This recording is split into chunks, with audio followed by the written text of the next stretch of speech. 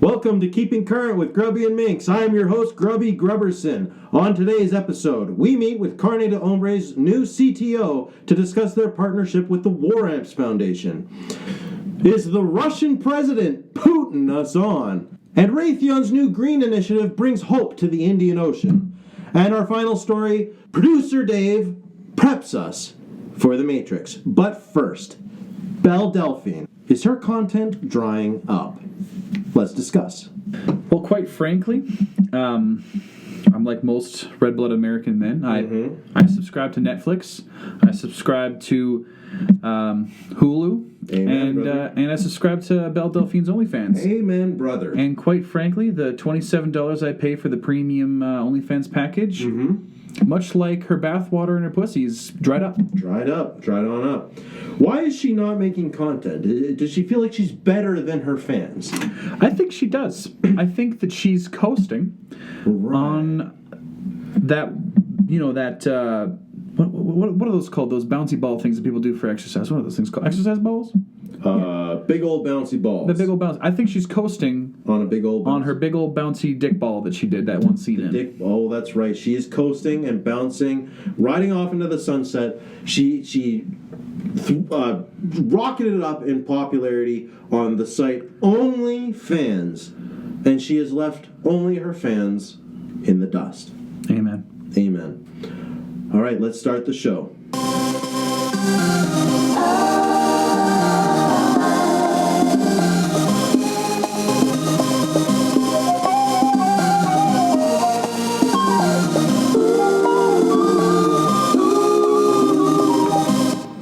First story today, I have Minx in studio. We're here to talk about the difficult subject that one of the fastest growing companies on the planet Earth, Carne de Hombre, is being accused of maliciously partnering up with the War Amps Foundation and instigating wars in the third world in order to produce more product.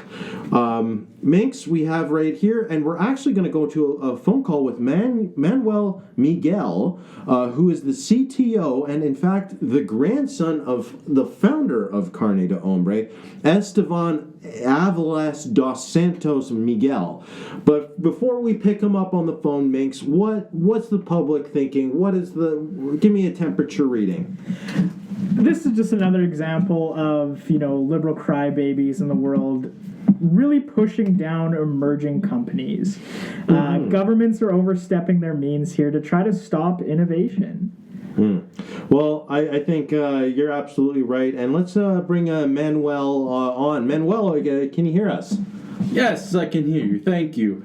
Oh, thank you for joining us. I understand you're at one of your free-range ranches, correct? Yeah, I always love to be here, just, enjoying the sun, seeing all the cattle that we have. I love being very hands-on with all that we do as a company. Seems like a pleasant place. The sun's shining, the roosters are cawing. It's a very salt of the earth. For such a large corporation, I didn't think that was a value you held. See, my grandfather, Esteban, he was always a salt-of-the-earth kind of guy. He grew up in poverty, had nothing. He worked his bones. He worked his fingers to the bones just to get $1 to feed his wife and his family. And we like to honor him in the way we do our business here. We just like to keep it simple, no distractions, We don't need any of that hustle and bustle of big Silicon Valley tech companies that you see. So the Mexican-American dream. Mexican-American dream. Yeah, it reminds me of summer camp almost. Well, it's hard to ignore the loud minority we hear from the liberal camp. War Amps Foundation obviously started with children who were, what would you say? Just they got the shit end of the stick. Accidental, yeah. We've heard claims, and I doubt they're true, that Carne de Hombre has actually invested in landmine production and distribution throughout Afghanistan, Iraq, and Myanmar. Is there any truth to those claims? No. The story that the liberals want to push is that our R&D department, yes, of course, is researching landmines, explosives, but we're doing it purely out of an academic standpoint. We want to deconstruct these weapons and understand how they can potentially hurt not only children, but soldiers, civilians, even cattle. And it's diversifying your portfolio. Every good company invests in different strategies, right? Well, but right. we're kind of curious here in the studio. Do you have more examples of what your R&D department is developing? Some new technologies? Here's your chance to tell the public really what your company is about. Well, without getting too much into detail on what we're doing, we're actually partnering with a big tech conglomerate to try to help these little children. Like you see this child and you look into his eyes and understand the pain he's gone through, but not just physical pain, emotional pain, that they're losing a leg, they're losing an arm. They've become, for lack of a better term, less of what they used to be, and we want to give them something back. Their use has lessened. These children are their use has diminished. I think that's a very, very vulgar way to put it, but no, what I meant was their ability to be the fullest type of person that they are is gone. And that's just truth. Like, if you lose an arm, you're not going to be able to defend yourself as much or work as much. So we want to be able to give them the opportunity. So we're researching these landmines to see, okay, so if a person detonates one of these under his legs, how much of a blast is it going to be? So we can reverse engineer perfect prosthetics for these people. That is fascinating. Quite interesting, really. That's where the development of the landmine is to see the physics of the little kid's legs being blown off and how to attach neurons and veins. Yeah, and, that's wow. We want amazing. each one of these children to have their own personal prosthetic, because as you see in many war-torn countries, you see people in crutches, people making by with what they can, usually wood, usually plastic. Even in the States over here, we see people with ill-fitting prosthetics. But you also see the tech giants helping out their friends in the military and giving them the most custom arm or leg that they can get. Hell, you can plug this in and have a robotic arm that works perfectly. With this research and development initiative, I want to be able to give that to the common people. And unfortunately, yeah, it does look bad that we're researching and developing explosives and arms, but at the end of the day, those seem to be the only companies that actually have any funding. So as long as we're using the information we have for good, I still feel that our company is doing a net good for the people. Now, Manuel, I wouldn't be doing my job as a journalist if I didn't press you on the issue. But so you see a child, they're missing a leg, they're missing two legs, or they're missing an arm, or they're missing two arms. Is there a certain amount of loss that we can see on a child before it's a total write-off, when the cost of prosthetics added just outweighs any possible good it would be to keep them even alive? No, I don't think you can look at a child and say that they're a total write-off. You have to understand that's still a human being, and they can be of use. So there is a use? Yes. Oh, interesting. And it could be a morale story for someone else. It's like, oh, look, I wasn't able to walk. Now I can walk. You can too. If you just believe in yourself, and you have the right people help you. Yeah, it's a capitalist dream. You gotta pull yourself up by your bootstraps. Now, I understand that there's been a lot of negative PR for our company, and I want to be as transparent to the populace as possible. So why don't I take you guys around and I'll show you what we're doing here. Basically, this is a retreat that we take all of our scientists, R&D departments, and especially the children that we're working with been amputated due to, the mines. But we bring them here as, well, like an outdoor therapy, summer camp, farm it looks therapy. like almost. like a farm upstate, for lack of a better term. Oh, like you're taking the dog up to the farm, right? Exactly. Yes, you want them to enjoy themselves for as much as they can. And if you look to my right over here, you'll see a group of children tending to one of our cattle. They're bonding off of each other. They understand that they're here for the same reason, just to diversify the company and make us grow together and strong. And if you come with me over here, I'm going to show you the core of our company. If you come... Hey! ¡Cara ese! ¡No! ¡Ese culito! No, There's some trouble there. Yeah. No, man, ese pinche con el cabrón. Bana. You know, when Fuck, I was okay. at summer camp, I had strict counselors too. It's good to see him laying low. Agarra ese bichito, se va a ir. No, ya la vendimos Yes. a los cabrones. A los. Did he say he had a los. cattle? Well, A los indios. yeah, I Eso le think it's gusta la just, you know, carnita when grande. I was at summer camp, they had fun names for us there. The Oh, counselors right. were No, strict. no. Really, Los if anything, cinco ellos, ya I'm agarraron. proud to see that a country like his, that isn't like America, that isn't can- good you like can do something. America, Si no lo puede agarrar, but they have matarla. strong values Ya and solo that son these niños, paternal agarramos- figures are agarramos showing the más. children how to respect law and order. It That's seems, true. That kind Yeah. of discipline's good for a child to know. yeah, absolutely. And Manuel, are you with us again? it looks- Manuel. Was there an issue? There was a small issue with some of the kids. They let some of the cattle go. So we're gonna have to go. We're gonna have to cut this interview short for right Oh, now. I'm sorry to hear that, Manuel. Yeah. Well, we'd be happy to have you back soon at some point. Thank you for joining us, and thank you for clarifying all the alternative news that is occurring Yeah, the about fake your company. facts. Yeah. Well, I hope I was able to clean the air, and now I got to go clean up a little bit of a mess. So. All right. Absolutely. Take care, Manuel. Thank you for Absolutely. joining Thank us. you. Okay. Minx, have you done any investing in Carne de Hombre? Are you? I'm getting attached to this company. I put a little bit of money in, but I Absolutely. You know, we've been big fans of this company on our show for years now, probably since its inception. Many I would years, say, yes, yeah. I won't divulge too much information, but I've definitely turned quite a bit of profit from my good for you. my Good for you, Minx. conversations with the brand. Yeah, absolutely. So, I'm doing well. Doing well. Okay. Doing Glad well for with that. Manuel. All right. We all know that President Vladimir Putin is a bastard. Communist scum. But how much of a bastard is he really? We are presenting to you today our audience of Keeping Current who just strive for the truth in every way. And we're presenting them this truth that we have discovered that Vladimir Putin is in fact the holy advisor of Tsar Nicholas II, Grigory Rasputin. Sorry, I'm not too familiar with Russian. You said It's Rasputin. Rasputin. Yes. Okay. Now, Okay. A little refresher course. Rasputin was a lover of the Russian queen. Most people looked at him with terror and with fear.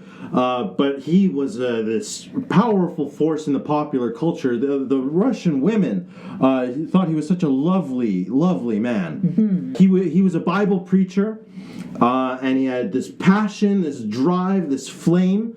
But he was In his eyes, right? In his eyes, he was an Yeah. educator, Yeah. but he was a sex symbol. Yeah, right? it's Now, sorry, before we continue on looking at Rasputin, does that not sound like a little Putin that we have? Putin around a sex symbol, a leader, an icon of Russian identity. absolutely. I'd 100% A beautiful agree with man that. who's an Yes. absolute bastard and a threat to America, who's just as gorgeous. Just a handsome man who, in every way, is a threat to our way of life. Right. So Absolutely. Rasputin, lover of the Russian queen. Yeah.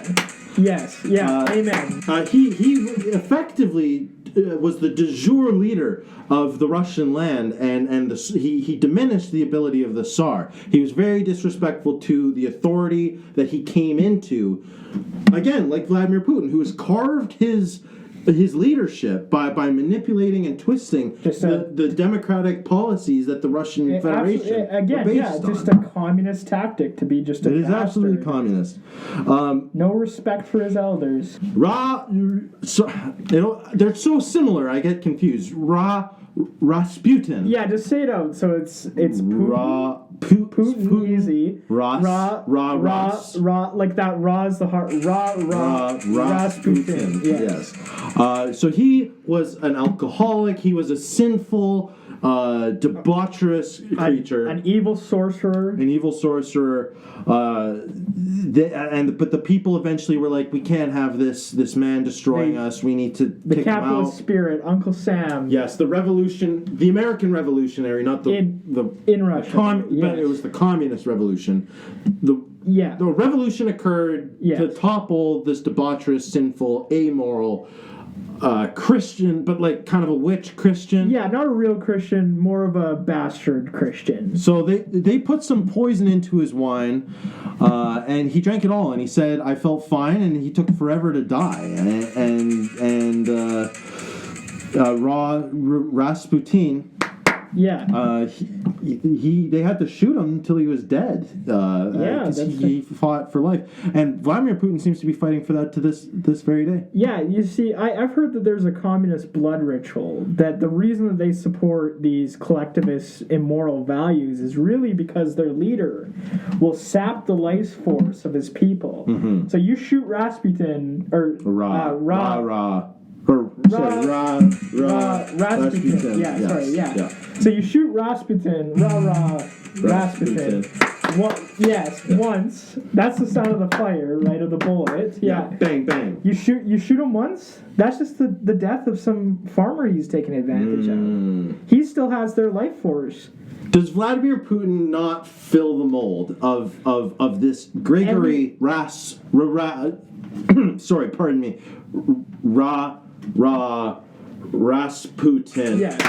Yes, absolutely. Okay, yeah. So absolutely, he's a threat to like the stability of the Eastern European bloc. Like again, every denomination you've said here for that historical character is Putin to this day. He's a communist sorcerer. So the conspiracy. Pardon us for going into the history, an in-depth little historical guide of I don't know why I can't say it.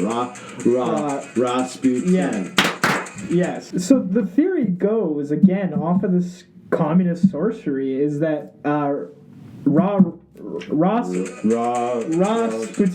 yes, that he never died. Every time they killed him, like I said, was just the death of a random communist. So he went on to hide low for a few years, grow that communist sorcerer energy that he had. He's culminated the power in the dark force of absolutely, Russia. Yes. And he de-aged himself, and then he reappeared as who we know today as Putin. I'm curious, though, because as far as I know, has a pickled dick. Would Vladimir Putin be losing his essence as a man, not having his penis? No, you see, and then I think, again, his name is the giveaway. Vladimir. Vampires. Vampires seduce through their magic. I'm just concerned about the pickled dick. Yeah, he doesn't need a dick to seduce. He doesn't need a dick. Every man needs a dick. And this every man does, not every communist. Oh, that's a good point. That's an important thing to remember. Enemy of America. Hey guys, hey, look at me, I'm pickled dick. Dave, fuck off, Dave. I don't care about your fucking... Take your clipboard, stand outside. You're in the hallway for 5 bullshit. minutes, motherfucker. It was get a bad out. joke. Get out. The memes. All right, back to serious business. I am curious about his pickled dick. Yeah, you can see it. It's in a museum. Okay, but is it even his? Who knows?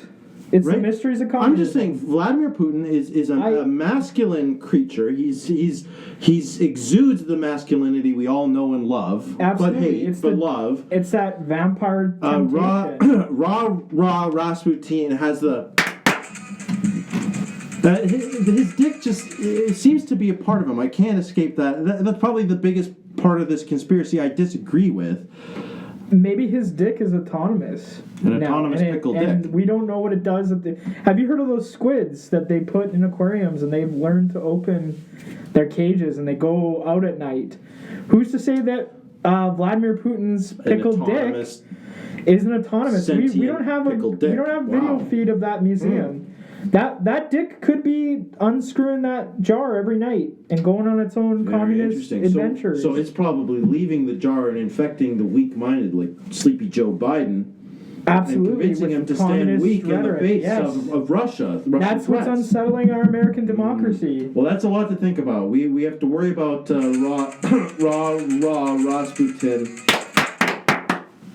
and pickled dicks. Absolutely. These are the true It never ends for patriots. We have so much to fear. It's the final frontier of hope for the American dream. Well, I'm feeling hopeless right now. I'm feeling surrounded by enemies.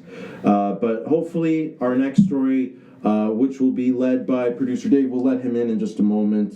He still needs another 2 minutes to wait. We'll lead through the future, the tech future that America will find itself in.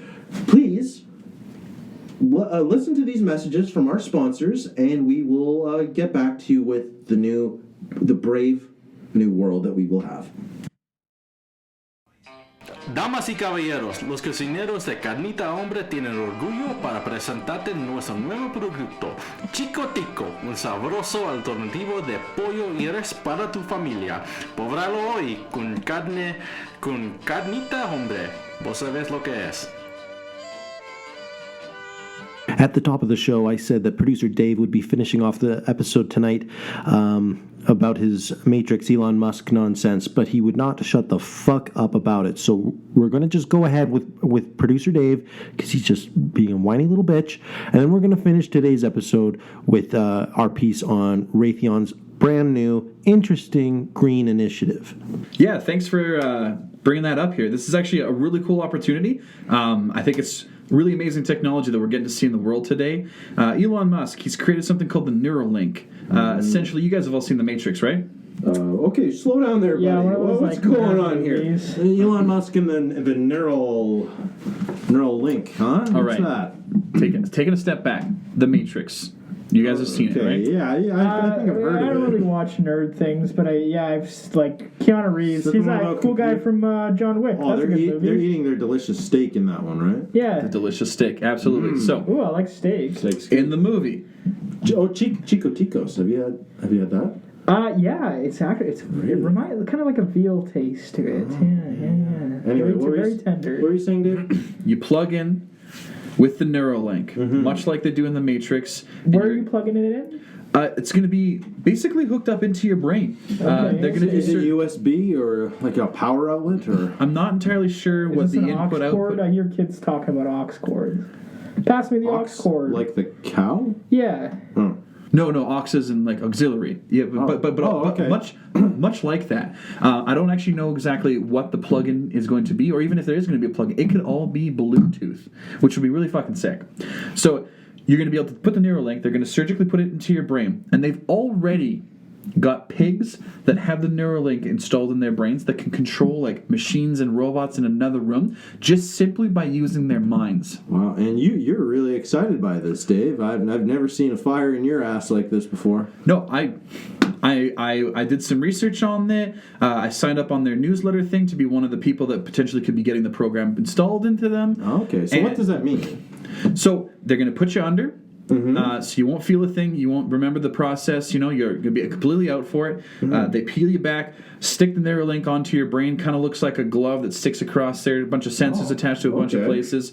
And then you come out the other side, able to control robots. You can plug in and learn new technology. Hypothetically, it can have Bluetooth in it. So robots and blue teeth. Minx, how are you feeling about this? This just sounds like some fucking little uncomfortable stupid nerd thing. Yeah, I'm not anti-nerd, but I'm. This is kind of nerdy. Yeah, like I could still. What's the No, practical? Minx, I think I have something that might change your mind. All right. All right. When I say the dogs, what do you think about? Well, I think of how Liberal scum, the dogs. Well, I guess it depends yeah. on animals, but I also kind of think a little bit about the economy now with I guess Dogecoin Dogecoin. being Absolutely. a dominating. Now rising get this. force. The dogs have had proprietary use of this technology before it has come to the human market. Those same pigs that we were talking about controlling robots. Hold on. Now. No. Hold on. Let me finish. Go, Let me finish fine, this. Dave, do your thing. These same pigs that have been controlling robots, using this thing to technology. The dogs have taken these pigs, installed Neuralink into the pigs, taught the pigs how to use Excel, and that's how they balance their books. Oh. The dogs right now are using Neuralink powered Excel educated pigs to balance their books. Their financial superiority entirely due to Elon.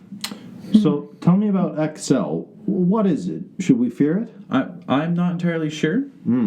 Yeah, this is We'll have to more keep an eye out for liberal Excel. propaganda, right? Yeah, It's like, Excel. What are they excelling at?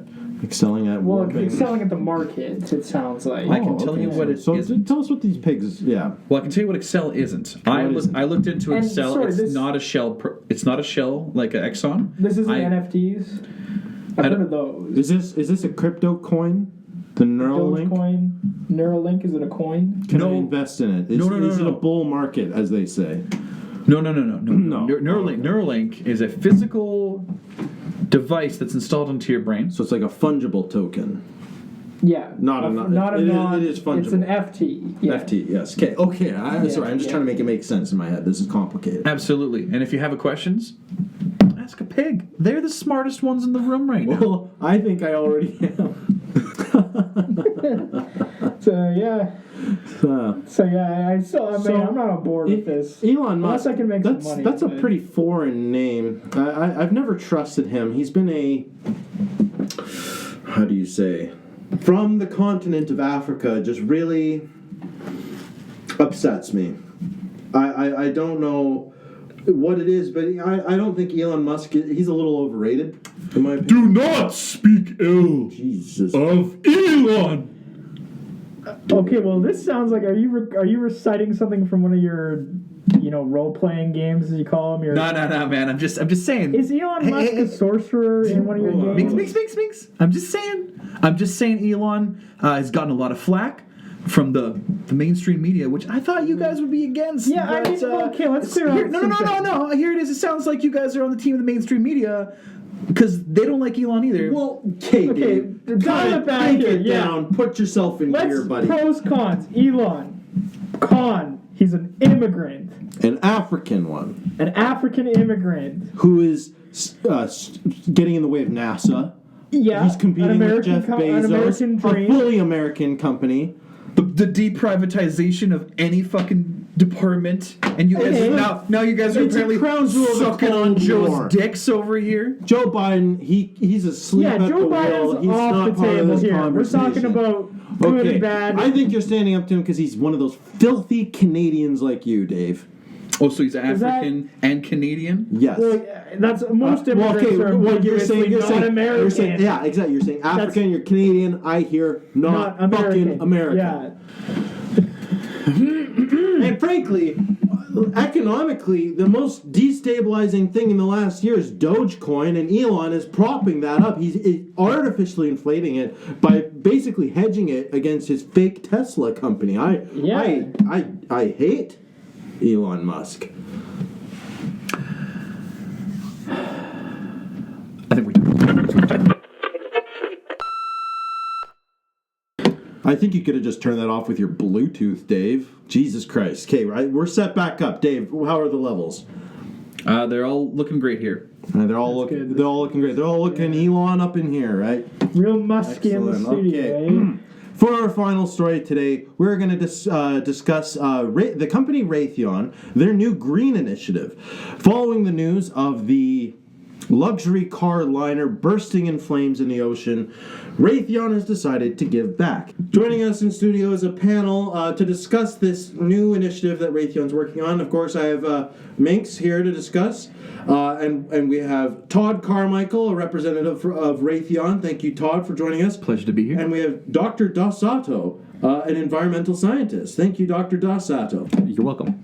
All right. So let's talk about what happened. A few weeks ago, a shipping ship. I was actually down at the Ukrainian meet and greet the other week, and I learned about this major issue that nobody's talking about. So you wouldn't happen to be talking about the cargo ship that was set ablaze full of luxury cars, were you? Oh, yeah, that's the exact story that I heard at the Ukrainian meet and greet. Actually, interesting point on that. It wasn't full of luxury cars once it was set ablaze, but I appreciate the story being brought up. Yeah. Sorry. Well, can you clarify that point? What was it filled with? Well, it was empty at the time that it was on fire. It was empty on the time that it was on fire. Yeah. So Okay. there was no great catastrophe. It was. At the point of fire, the cars had not. Oh, the fire was a part of it? Well, yes, it was an intentional fire, but there were no cars burnt in the event. Oh, where'd they go? Yeah. Where did they go? Well, so I'm so glad you asked. The cars are actually part of this green initiative that we've been working towards here. We have the backing of our environmentalists here. Dr. Dasato? So basically what we're doing with the Green Initiative is we understand that human beings are polluting the oceans, and we wanted to give back in the best way that we possibly could. Yeah. And what better way than giving the turtles something they could use?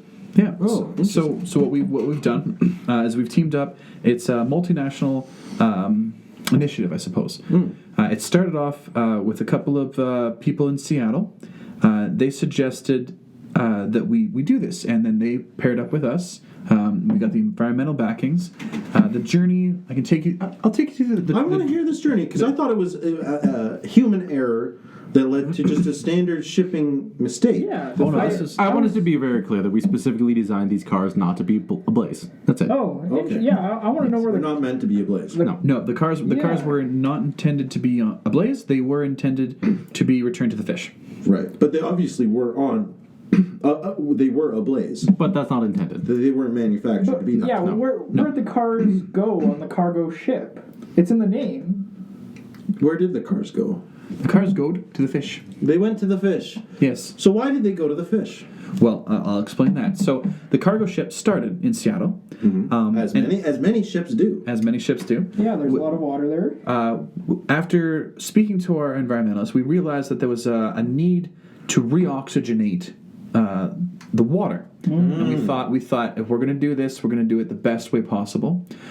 So we had several redwood trees torn down and then dragged to the coast, so that we could ship those with the cars. With the cars.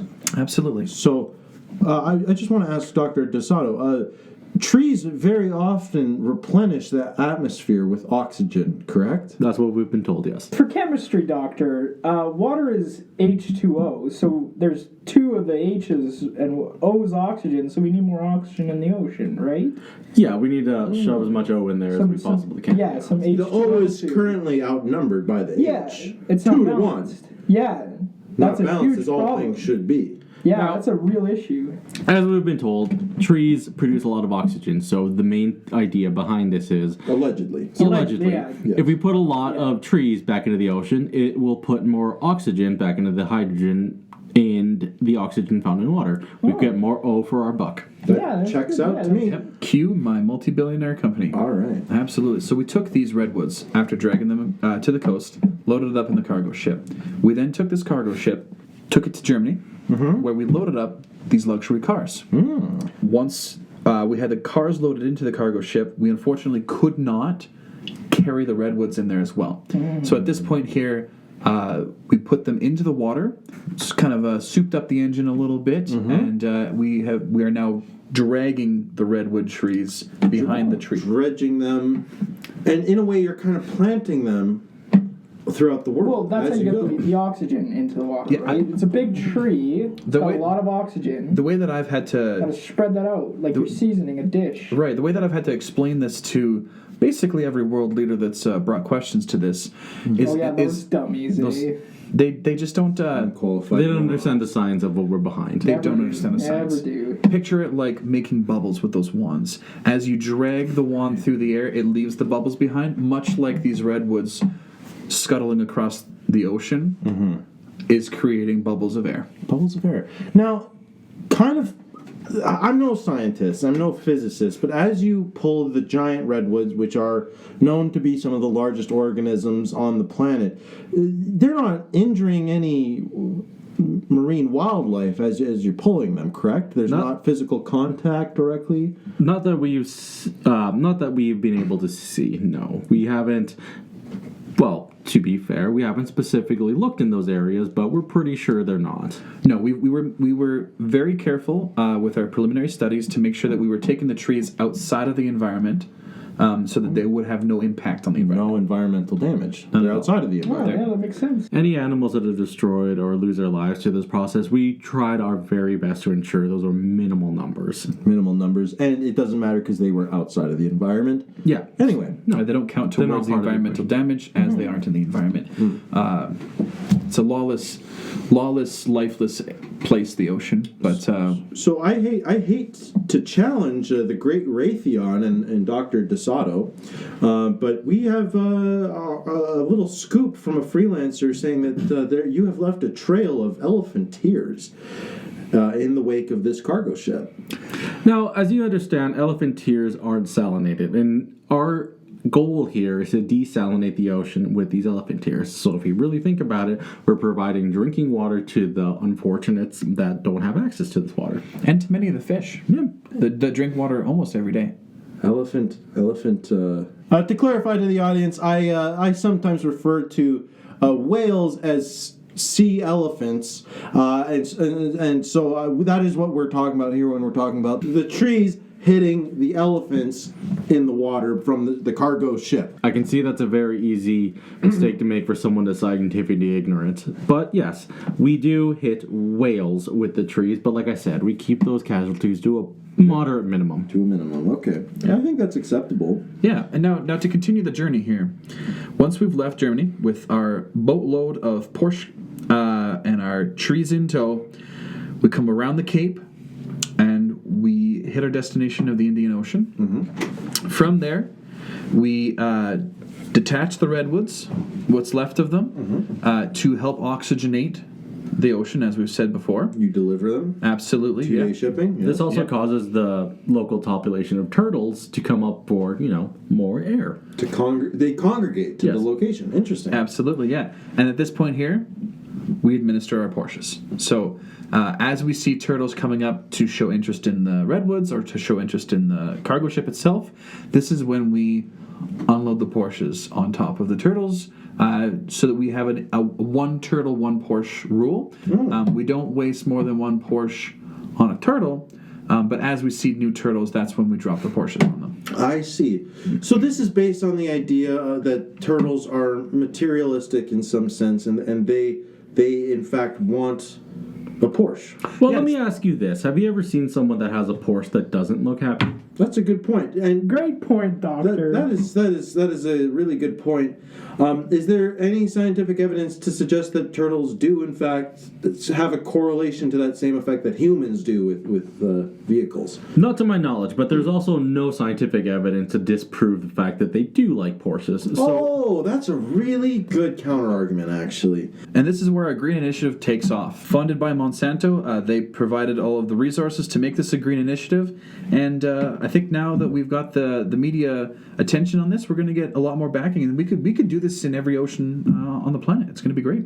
I don't quite understand how this is a green initiative. Yeah, the ocean's blue. The ocean is blue. It is blue, but we're trying to increase. Fire's red. Yeah. We're trying to. The sun's yellow. By being a green initiative, we're trying to make it more green, right? Okay. So all of these Porsches that we were donating to these turtles, they are fire engine green. Oh. Yeah. That makes so much more sense now. Yeah. That's how it's a green initiative then. It's all about sense, colors here, right? So you got blue initiatives, red initiatives. And we're seeing the green help the turtles who are getting what they don't have. Turtles are green. Turtles are green. Yeah, turtles are green. But see, what I don't understand though, and Doctor, maybe you can answer my question here. The sky's blue, the ocean's blue. Why is the grass green? because that's the way we see it. Oh. Okay. And the way I see it is that these turtles are going to be living the American dream. In the Indian Ocean. In the Indian Ocean. Yeah. These Indian American turtles. These American Indian turtles are driving the most beautiful fire engine green cars I've ever laid my eyes on. Absolutely. I wish I was a turtle today. You know what? If this takes off, I think it's a possibility. Like I said, worldwide, we could have Porsches and turtles. We could open this up to seals. Seals. Yeah. They don't get a lot of coverage, a lot of care. Now this sounds like a lot of new drivers needing a lot of fuel to run. It's true. We did talk to the motor department in India. They don't really care. Historically, capitalists, awesome. Yeah, historically, the regulations on who can and cannot drive in India, very low. So the turtles were just as capable of driving in the Indian Ocean as most of the citizens in the country. So they gave us a clean. They gave us the green light on that. Yeah, that's a good sign there, sir. Yes. Which takes us to the story that you guys were talking about earlier. The ship. Once we finished up with what the ship was built to do, there was nothing left to do with the ship. So get rid of it. We set that on fire to sink that ship to put the cherry on top. The green cherry on top of our initiative. The green cherry on top. A little kumbaya moment with the turtles driving off to the sunset. It's like the fireworks at Disneyland. Absolutely. The phoenix rises of a new green time. Yes. Yes. From the ocean. From the ocean, it Yeah. rises, and with the sun, it sets. I just wanted to be very clear that our entire initiative here was completely environmental. We wanted everything to be green as possible. We spared no expense in the amount of paint that we use, in the amount of sprayers that we use to ensure that every one of these cars was green, every one of these trees was green, even the boat was green. And we made sure that we had the most vibrant green colors that, although are carcinogenic, are very green. The greener they are, the better for the environment. Well, cancer's only a human problem. Exactly. Animals don't get I've never health heard of turtle issues. cancer Yeah. before. I've never heard of Porsche cancer before. So Exactly. I think it just makes sense. Now, Doctor, I do have one final question for you. We're talking about expanding this business here. How many oceans are there? Sadly, not enough. Absolutely. And that brings us to our end goal. This is where we want to be in about 2 to 3 months. okay. We need Wow, more. that's We a need. fast turnaround. We need more oceans. How do you get more oceans? This green initiative, we are going to melt the polar ice caps. Oh, that's More. a lot of water. More ocean, more turtles, more green. Yeah, Absolutely. the math adds up, right? For every Doctor? extra ocean, that's another boatload of Porsches. Another way that we can also supercharge this movement is we are also starting another initiative. We're doing it mostly in small lakes, little national parks, but we're using the most aggressive green dye that we can to make the planet even more green, so that our little blue marble turns into a little green marble from Oh, I space. like that. I do prefer green. Yeah, I think that's something that every family wants. And there's going to be Green a Earth. Thank you, heroes, for joining us today on Absolutely. the Keeping Current podcast. And to our audience, thank you for joining us today. And remember, we are your only source of news.